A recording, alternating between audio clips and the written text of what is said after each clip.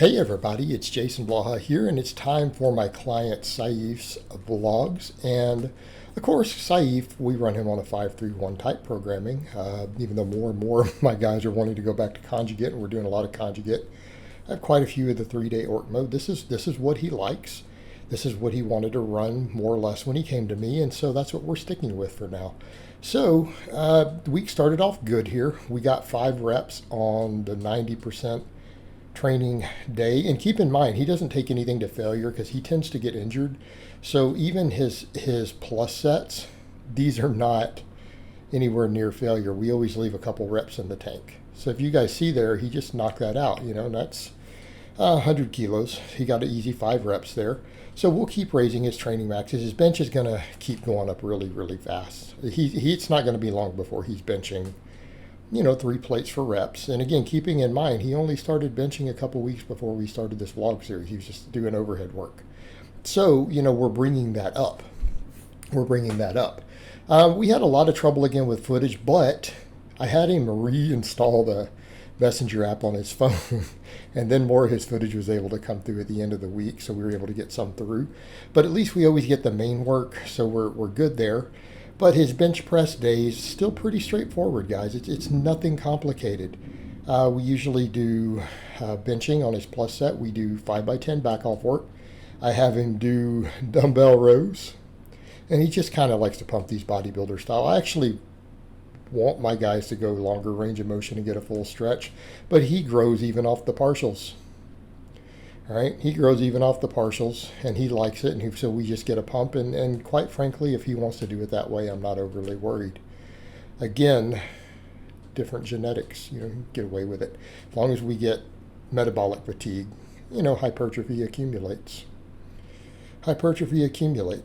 So we do that, and then we do high rep band press downs, and he just likes to superset them for time. So his bench day, he comes in, ramps up three ramp up sets, does a heavy set of bench, 5 sets of back off work, and then he just supersets dumbbell rows and tricep extensions, right? We do 5 sets of each of those, and we call it a day.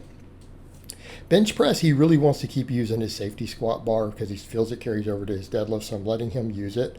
But we're doing the back off work now with his buffalo bar because really we can get more load on it. So he got something crazy like 8 reps. So it was something like 5, 8, 6, 8, whatever for his big lifts this week on technically 90%. So we're looking for 3+ reps. So he's just going to keep climbing, and nothing's really to failure for him. They're just challenging. We're leaving, a couple reps in reserve, meaning he could probably grind out 2 more on these plus sets if he had to. But here's the thing. He keeps getting stronger. And this is because his food intake's really high, even though he's been losing weight and he has a very physically demanding job. His calories are really high, and that's something it's a lot of guys don't grasp. I always tell my guys, I'm like, even if your activity is high and you're burning through energy, if your calories and protein are high enough, we can gain muscle. We can continue to gain muscle. It really does work that way, and that's exactly what's happening in his case. He's been losing body fat. We're getting bigger and stronger, right? Getting bigger and stronger. For his squat day, we pretty much do, and we lost the footage for the supplemental work, but we have the assistance work. He ramps up to a plus set on the safety bar. Then I'm having him do buffalo bar for 5x10 with lighter weight for back off work. Then he does belt squats, and then he's doing inverted rows with his axle bar because we were running into grip problems on the deadlift. So I'm like, on lower days, we're going to use that axle bar. All right, we're going to use it. You guys see me do the same thing. You guys see me do some of the same thing with my own training. So a lot of the methods that I use personally do get carried over to clients for different things. We rotate different stuff that we do. But we didn't get that. We had a problem with the footage. So we don't have the footage with the belt squat and the inverted rows here, but we do get some of the inverted rows at the end on deadlift day. So you'll get to see a set of those guys.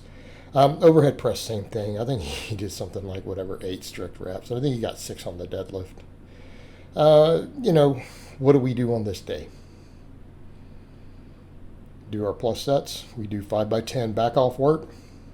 This is where a lot of the guys who run these systems are like, Coach, I need way more work. I'm like, really? Your lifestyle doesn't match it. Some of my kids are eating 2,800 calories and want to do more work, and I'm like, dude, no, no. You guys pump your calories at 3,500, 4,000. We can talk about more volume. All right, we can talk about more volume, but if you guys can't eat that much, it's a waste of time. Complete waste of time. So, you look at the volumes that we do here. What does his overhead press day look like? We press. We're up to one heavy set, 5x10 back off work. Usually have him do against some dumbbell rows.